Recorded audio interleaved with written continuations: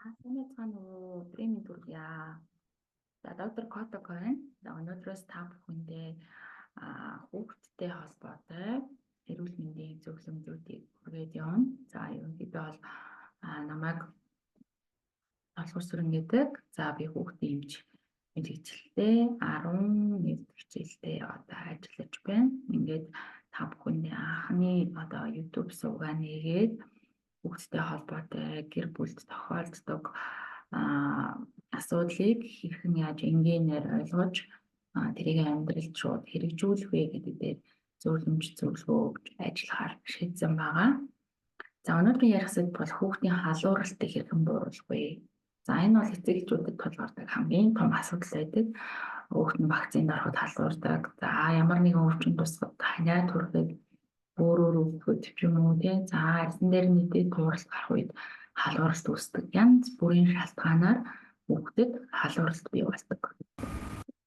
За халууралтын үед эцэг эхчүүд хамгийн түрүүнд юм дээр анхаарах ёстой халууралт гэж одоо яг юу вэ гэдэг хэлбэрээ сайхан ярилцгаая. За тэгээд та бүхэн маань өөрийнхөө асуух зүйлийг бас коммент хэсгээр үлдээж болно. За тэгэхээр халууралт гэдэг бол ерөөсөө дархлааны урвал.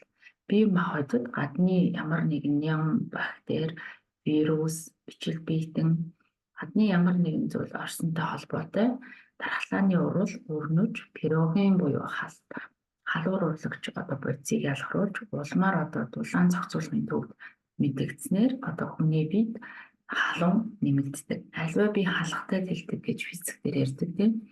Аливаа зүйл халаад ирэхээр тухайн тэр халуун хэсгээр байгаа нэм бактери вирусууд босдож өгөх болчдөг. Энэ бол дархлааны хамгийн анхдагч маш чухал урвал гэж яддаг. За энэ урвал маань болох дээр халууныг одоо тийм ээ хүүхдтэй хүрээд үзэхээр халуун байх тийм.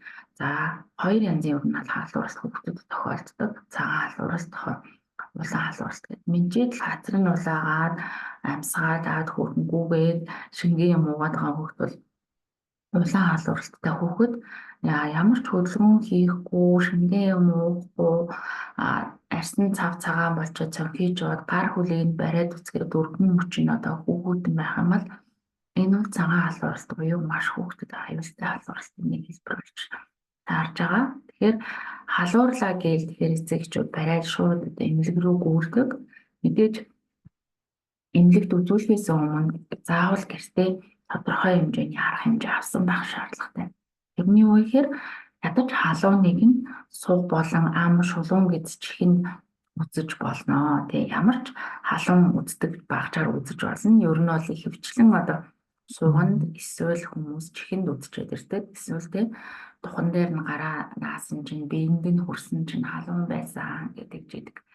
Тэр хүүхдийн биеийн халуун бол ер нь бол 36.5-аас 37.4 градусын хооронд бол байхад бол хэвийн гэж үздэг. За энэ маань бол ерөнхийдөө хүүхд маань 37 гараад ирэхээр жоохон бүлээрж байна гэж үзнэ.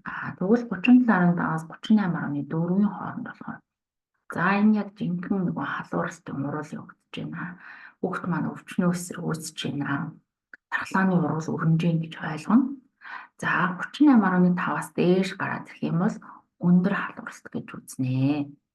За тэгэхээр гэрийн нөхцөл 37.5-аас 38.4-ийн үед яг ямар арга хэмжээнүүдийг авбал зүйтэй бий авчаад эмнэлэгт хүргүүл зүгээр вэ? За хүүхдийн суганд халууны шилээр халууныг нүзэн ихэнх одоо айлууд бүгдөө халууны шилтэй болох хэрэгтэй. За ямар ч айлд одоо хүүхдтэй айлд бол одоо халууны шил байж хад бол маш хэрэгтэй дээ шүү. Ихэнх хүмүүс маань одоо гараараа барьсан чинь би энэ халуун байсан болохоор гэл ингээл тийм зүйл ярьдаг. За энэ нь бол бас тохиромжгүй юм аа.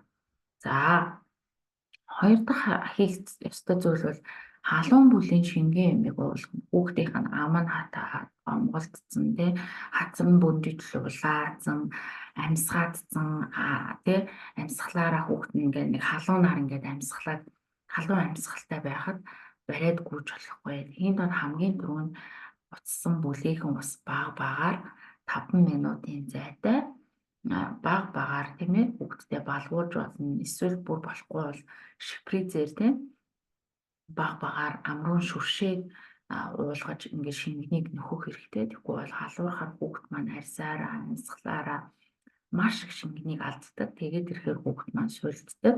Хүүхдийн биеийн бараг 70-90% нь шингэн байгаа шүү дээ, тий. За 3 дахь хийх ёстой алхам бол халуун буруулах наалтуудыг хэрэглэж болно. За ямар ч наалтууд байж болно. Ер нь бол гаднаас маш олон наалтууд ороод ирсэн байгаа, тий. Тухан дээр нааждаг, цээжин дээр нааждаг. За түүний дараалах тэр чигтэй альчуураар суух цайвыг нь арчиж толгойд нойтон альчуур тавих. За энэ бол одоо маш сайн арга. Ер нь бол жоохон байхад бол халуурлаа гэхээр хэвт.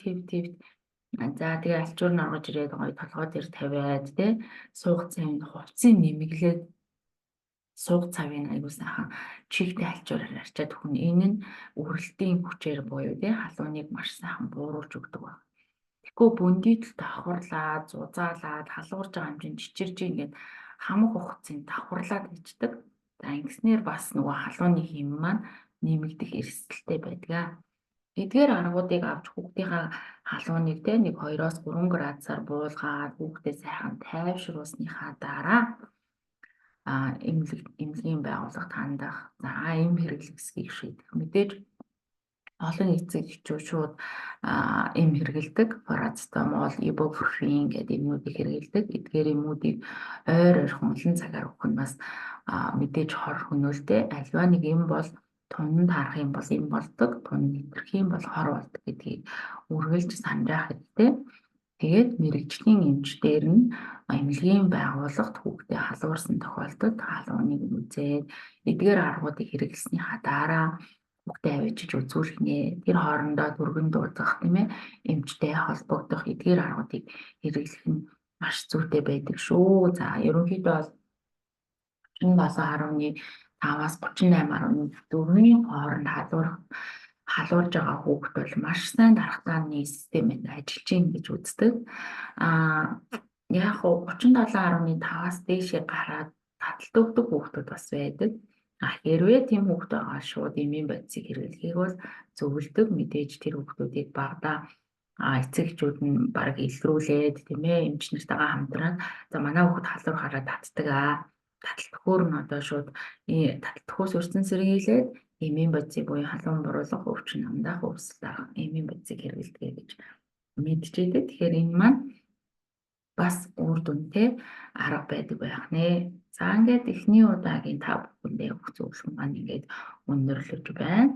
Дараагийн удаад та бүхэндээ хүүхдийн эрвэн тойрон тохиолддог эцэг эхчүүдээс хамгийн их асуудаг тийм ээ тэр асуултуудад энгийн үгээр за энгийнээр амьдралд гэс хэрэгжүүлчихээр зөвлөмжүүдийг та хэдтэй өргөх болно. Ингээд та бүхэндээ баярлалаа.